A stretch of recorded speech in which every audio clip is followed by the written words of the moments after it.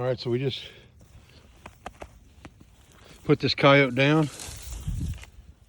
Just a single shot. You can see it right there behind the shoulder, the 22.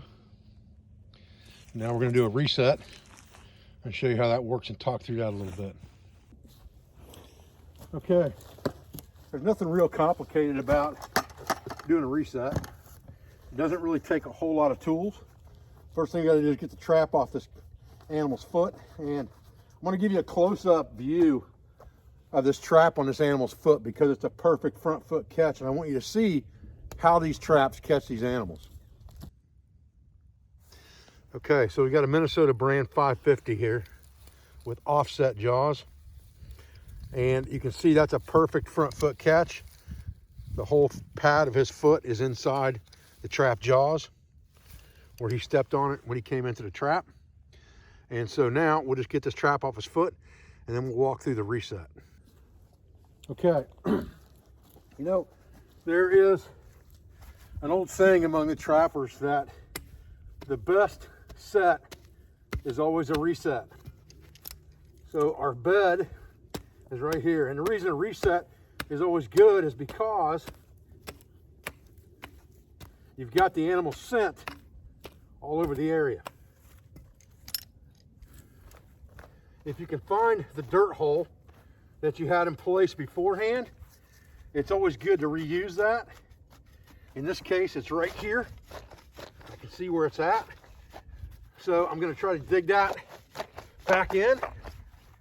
It's a little wet in there. Problem that we've had over the last few weeks here is it's been really, really damp and rained a lot and been cold. And what that causes is traps to freeze up.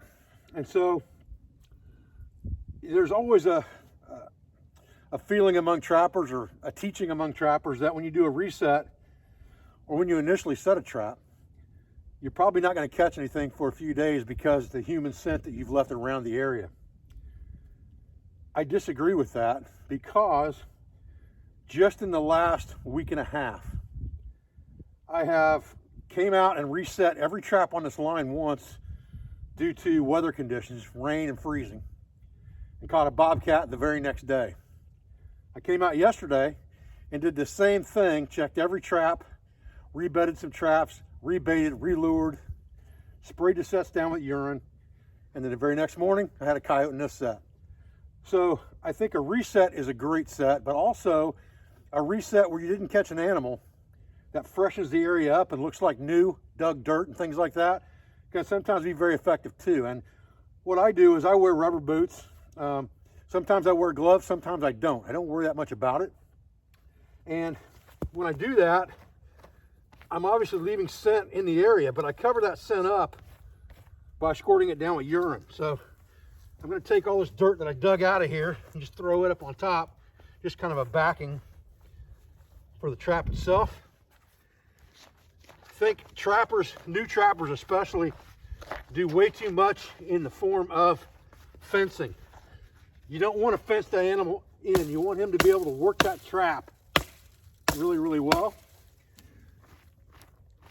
So I don't usually do anything around this trap bed except get things out of the way that might poke him in the face when he's trying to get into this trap bed. And if I were doing this and not talking about it, it would be much faster than what I'm doing now. So I get that dirt out of there, need that frozen ground out of there. Then I just come in and I have a very simple system: a bucket with a padded lid, a bag of lures, some sheep's wool,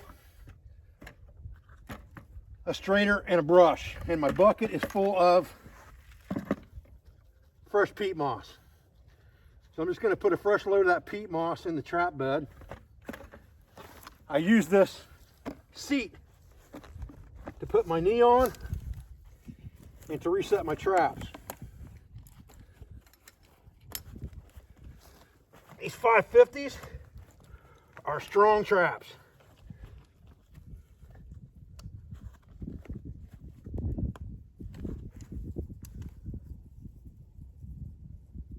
They have a night latch on them that pops when the trap is just set before it goes off. Kind of get your chain and stuff out of the way. I use a little bit of offset here in my trap bed. Just bring the trap back a little bit away. Probably 6-8 inches and off to one side. I make sure that the trap is solid so it doesn't move around when the animal steps on it, because he's automatically going to dig that up. A lot of times this year, I try to experiment with new things every year, and this year I haven't even been using pan covers. I make sure that the pan's clear, and then I just come back in here and sift dirt over it, over the whole trap. And like I said, this year I haven't even been using any pan covers at all. And I'm not seeing where animals have been stepping into my trap beds and not getting caught.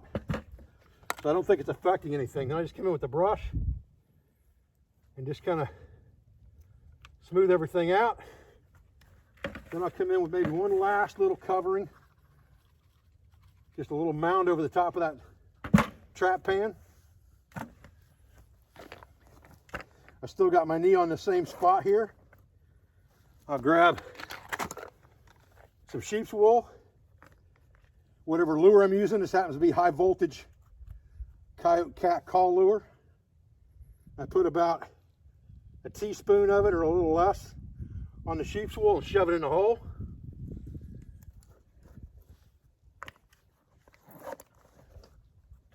Put all that stuff back in the bag. Generally, I'll grab like a stake setter, an earth anchor setter out of my box here, and shove that sheep's wool straight to the bottom of the dirt hole, just like that.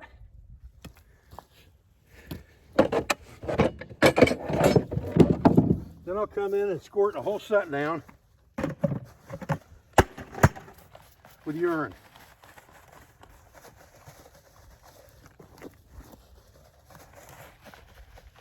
Every place I've been, a little frozen this morning, still working. Just enough to cover up any human scent.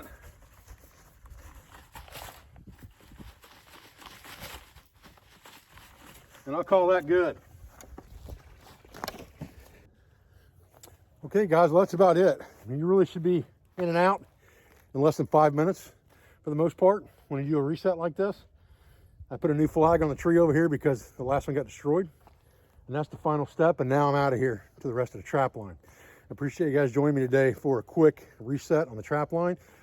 We've only got 9 traps out this year, just kind of give you a heads up because I haven't been posting a lot of videos this year on the trap line. I thought I had enough of them on there. I've got over 50 trapping videos in my library now, but I've been trapping for about a month and a half. I only have 9 traps, and every one of those traps is on my property. None of them are in the wildlife area this year at all. So I'm trapping a very small condensed area of about 100-ish acres probably, if not a little less, because I'm not trapping anything on the back 40 or the back 80 actually side back there. So I'm really trapping about 100 acres over here, and I've got 9 traps is all I have out. All of them are Lancet footholds. So far this year I've caught a fox, 2 bobcats, and this coyote, and that's where I'm at right now. Again, the traps are a little close together for my liking. You know, the next trap up this line is only probably 75 or 80 yards. And I'd want to spread those out a couple hundred meters if I were trapping something like a long line out here like I did last year and the year before on the pipeline. So the traps are fairly close together, but they're still producing. And what I'm trying to do this year is manage my property. Manage my property is what I'm looking for. So the bobcats are protected in Ohio still. They have to be let go alive. The red fox that I caught, I let him go alive because I want the fox around. I know that they're a predatory animal, but we don't have that many red fox in this area, so I want to preserve them, so I let that go. Coyote, on the other hand, have no natural predators in this area. I have a large farm right next to me with a lot of cattle. I have chickens myself, and I have lots of barn cats up near my shop, my property up at the top, so I like to keep the coyote out of the area. So anyone I catch, obviously I take care of that. And then generally I'll donate the fur to someone who's either trying to tan hides for the first time, a scout that's going for a merit badge of some kind or something like that. I generally give the furs away green. I don't bother tanning them myself, and I don't sell fur for money. I'm doing this for land management and to keep up on my skills. I appreciate your views. I appreciate your support. I thank you for everything you do for our school, for our family, for our business, for all of our sponsors, instructors, affiliates, and friends, and I'll be back with another video as soon as I can. Thanks, guys.